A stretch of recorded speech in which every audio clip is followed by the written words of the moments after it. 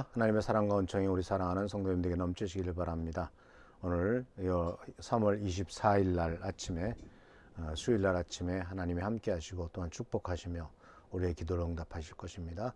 오늘 말씀은 지난 화요일 날 이어서 하나님께서 우리들에게 먹을 양식과 심을 씨앗을 주신다고 했는데, 중요한 것은 그 심을 씨앗을 분별하는 것이고, 동시에 또 한 가지는 그 심을 씨앗을 우리들이 뿌리는 겁니다.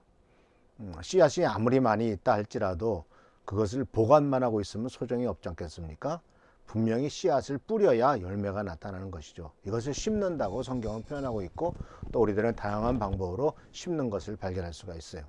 그래서 오늘 말씀은 이제 이 하나님께 심는 방법은 하나님께 직접, 즉 교회를 통해서 하나님 앞에 심는 방법도 있겠지만은, 또 한 가지는 사람들에게 우리들이 구제를 함으로써 또 심는 방법이 있다는 것을 발견할 수가 있어요. 그래서 오늘 말씀은 이제 먼저 오늘은 하나님께 드리는 것, 이거 하나님 앞에 심는 것에 대해서 하나님께 드리는 것, 교회를 통해서 하나님께 드리는 것에 대한 말씀을 같이 생각해 보고, 내일은 사람들에게 심는 것에 대해서 또한 생각해 보고자 합니다. 오늘 하나님께서 오늘 우리들에게 주시는 귀한 말씀은 바로 말라기서, 우리가 잘 아는 대로 3장 10절에 나오는 말씀입니다. 이 말라기도 3장 10절은 하나님 앞에 드리는 것, 특히 11조 문제에 대해서 아주 분명하게 우리들에게 가르쳐 주고 있는 말씀인 것을 보게 됩니다. 너희는 온전한 11조를 창고에 들여놓아 내 집에 먹을거리가 넉넉하게 하여라. 이렇게 바치는 일로 나를 시험하여 내가 하늘문을 열고서 너희가 쌓아둘 것이 없도록 복을 붓지 않나 보아라. 나 만군의 주의 말이다. 자, 하나님께 헌금을 드리고 특별히 11조를 하나님 앞에 드리는 것은 바로 하나님의 집에 먹을거리가 넉넉하게 하여라 라고 말씀하셨고, 또 이 일을 통해서 하나님이 얼마나 축복하시느냐 하는 것에 대한 약속이 있습니다. 하늘문을 열고서 쌓을 것이 없도록 부어주겠다라고 약속하신 것이죠. 물질적인 풍성함에 대한 하나님의 분명한 약속이 있는 것을 볼 수가 있습니다. 그래서 이 11조는 하나님이 정하신 뿌릴 씨앗입니다. 이것은 먹어 없앨 것이 양식이 아니고 뿌릴 씨앗이다라는, 하나님이 정해주신 첫 번째 종자가 바로 11조다라는 사실이에요. 물론 우리는 하나님께서 주신 것에 대해서, 하나님이 주신 축복 중에서 일부분을 하나님 앞에 드리는 겁니다. 우리는 모든 것을 다 하나님으로부터 받았습니다. 생명도 받았죠. 숨쉬는 것도 받아 있습니다. 최근에 제가 아주 신학적 인간학이라고 하는 책을, 신학적 인간론에 대한 책을, 아주 두꺼운 영어로 된 책인데 전체 다 읽지 못하고 제목만 살펴보았습니다만은, 아주 그 제목 자체가 아주 의미가 있더라고요. 인간이란 무엇이냐 했을 때 모든 것을 인간의 공통적인 특징을 어떻게 해석하고 있냐면은 빌려다 썼다라는 거예요. 빌려다 썼다. 그래서 첫 번째는 뭘 빌려다 썼냐? 하나님으로부터 숨을 빌려다 썼다. 하나님께서 육신을 만드셨잖아요. 흙으로. 그 다음에 그 숨을 내쉬셨습니다. 하나님의 생기, 하나님의 숨이 우리들에게 들어왔죠. 그러니까 그 숨을 빌려온 겁니다. 그러니까 우리들의 숨 쉬는 것도 하나님께서 주신 것을 빌려다가 숨을 쉬고 있는 거예요. 두 번째는 뭘 빌려왔을까요? 하나님이 주신 시간을 빌려왔다고 합니다. 우리들에게 주어진, 어떤 경우 많이 사는 분은 90년, 100년도 살죠. 그 시간 자체가 하나님께서 우리들에게 빌려주신 시간이라는 거죠. 물질은 말할 것도 없죠.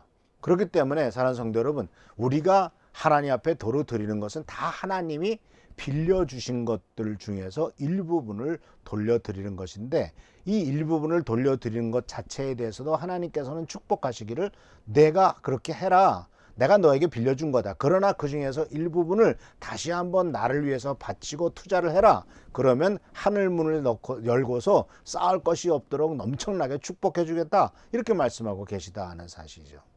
그래서 물질적인 풍성함에 대한 하나님의 약속의 근거는 말라기서 3장 10절에 분명히 나오고 있는 것을 보게 됩니다. 이채윤이라는 사람이 쓴 11조의 비밀을 안 최고의 부자라는 책이 있습니다. 이 책에서는 이제 유명한 미국의 부자였던 록펠러의 예를 들고 있습니다. 록펠러에게 이제 어머니가 세 가지의 예산을 남겨줬는데 가장 중요한 유산이 바로 뭐냐면 11조를 드리라는 것이었습니다. 하나님 앞에 11조를 드려라. 그리고 이 첫 번째 11조 유산은 그 11조를 드리라는 유산은 아주 어렸을 때부터 불과 5, 6살밖에 안 됐을 때 20센트의 20센트 우리나라 돈으로 하면은 지금 200원밖에 안 되는 돈이에요. 많아요 220원? 20센트밖에 안 되는 그 돈에 11조를 드렸다는 거예요. 20센트에 11조, 200원에 11조.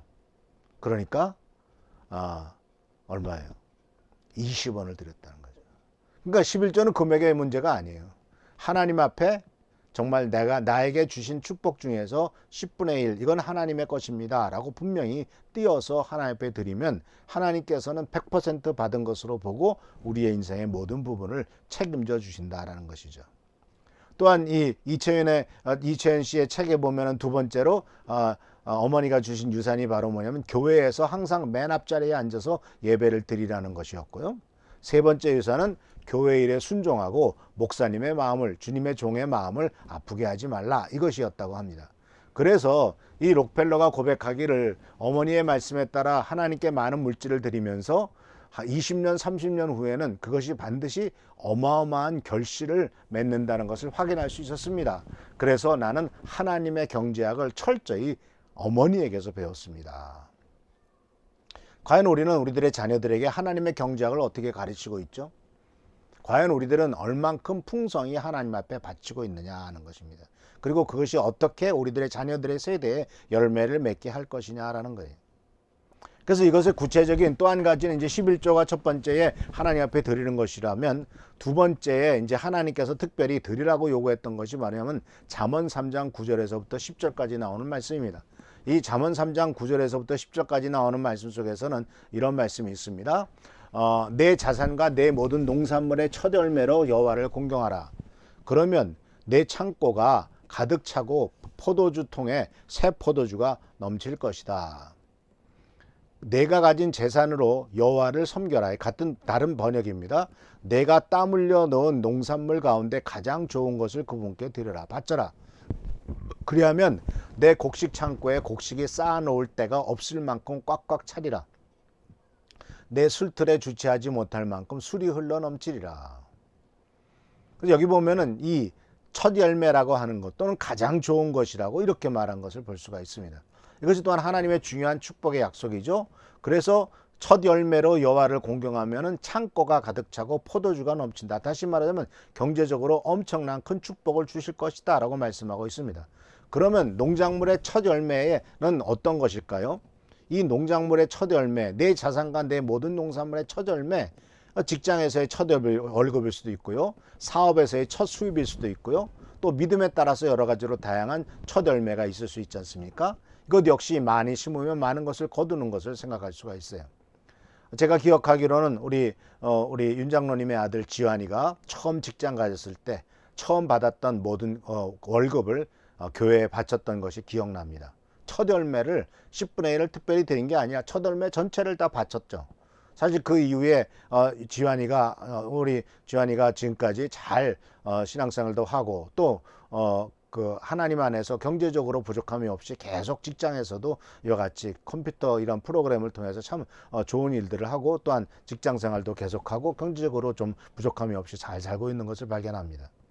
우리 동현이도 군대에 가서 이제 육군 장교로 취직을 해서 육군 장교로 들어갔지 않습니까? 군대에 물론 이것은 이제 군대에 그 의무 복무하러 간 거지만 그래도 장교로 들어가니까 한 150만 원인가 200만 원을 받았어요. 처음에. 그거 모두 다 하나님 앞에 바쳤죠. 자, 이런 일들은 바로 하나님께서 그 인생에 앞으로 살아가는 모든 인생 속에 어떻게 하나님이 축복하실 것인가 하는 것에 대한 굉장히 중요한 근거를 우리들은 분명히 알 수가 있다는 사실입니다. 그래서 열매는 항상 풍성하게 거두게 됩니다. 뿌른 씨앗에 비해서 많이 거두게 됩니다. 그래서 이와 같이 첫 번째는 11조를 드려라. 두 번째는 인생의 모든 것에 첫 열매를 드려라. 이렇게 얘기하고 있는 것을 보게 되고 이런 부분들은 하나님 앞에 드린 모습들은 특히 이제 초대교회 모습을 보면은 예수님을 섬겼던 제자들, 여자들의 기록이 나옵니다. 제자들은 가난했어요. 그렇지만 예수를 따라다녔던 많은 사람들 중에서 옥합을 깨뜨린 마리아도 있고요. 누가복음 8장 3절에 보면 헤롯의 청지기의 아내와 여러 여인들이 자신들의 재산으로 예수의 일행을 섬겼다는 기록이 나옵니다. 또 사도 바울의 전도 여행에 대해서 빌립보 교회들이 후원했고요. 그리고 고린도후서의 고백에 의하면은 예루살렘 교회가 많은 기근이 어려웠을 때, 기근 때문에 고통당했을 때 고린도 교회가 어렵고 힘든 가운데서도 기꺼이 많은 것을 내놓고 그것을 사도 바울이 가져다가 예루살렘 교회의 기근에 일조한 것을 우리는 말씀을 통해서 배울 수가 있습니다. 그래서 사랑하는 성도 여러분, 하나님 앞에 드리는 것은 이와 같이 교회를 통해서 하나님 앞에 드리는 것도 있고, 또한 이와 같이 첫 열매를 드리는 것, 11조를 드리는 것, 이것이 바로 주께서 요구하시는 성경에 구체적으로 나와 있는 하나님 앞에 뿌리는 씨앗이다라는 사실입니다. 이런 씨앗에 따라서 우리의 인생 전체가 영향을 미칠 수도 있고요. 정말 큰 축복과 은혜가 우리 가운데 넘치게 될 것입니다. 그래서 사랑하는 성도 여러분, 우리 자녀들을 키우면서 자녀들의 첫 열매를 하나님 앞에 바치는 이런 시작을 하시기를 바랍니다. 이것만큼 복된 일이 없어요. 하나님께서 그 첫 열매를 받으시고 이제 너의 인생 전체는 내가 책임지겠다 이렇게 말씀하실 것입니다. 어떤 부분이든지 첫 열매를 바치겠다는 열매, 이것이 바로 심지어 장학금이라도 첫 열매라고 하나님께 바치는 성도도 있습니다. 이런 것들은 얼마나 하나님의 큰 축복과 은혜를 가져오는 근거가 되겠습니까? 이런 축복과 은혜를 계속 누리는 우리 귀한 성도들 되시기를 축원합니다. 기도하겠습니다. 좋으신 주님 은혜를 감사합니다.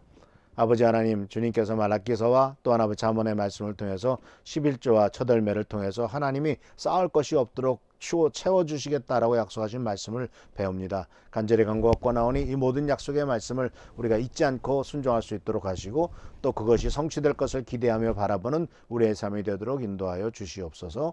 오늘도 함께 하시고 보살피시며, 또한 지금까지 하나님 앞에 정성껏 헌금하고 헌신한 당신의 귀한 자녀들을 축복하셔서 물질적으로나 영적으로나 부족함이 없도록 도와주시고, 하나님의 차고 넘치는 은총 가운데 아버지 승리하는, 그리고 행복한 삶을 살아가도록 주여 인도하여 주옵소서. 주께 감사하고 예수 그리스도의 이름으로 축복하며 간절히 기도하옵나이다. 아멘.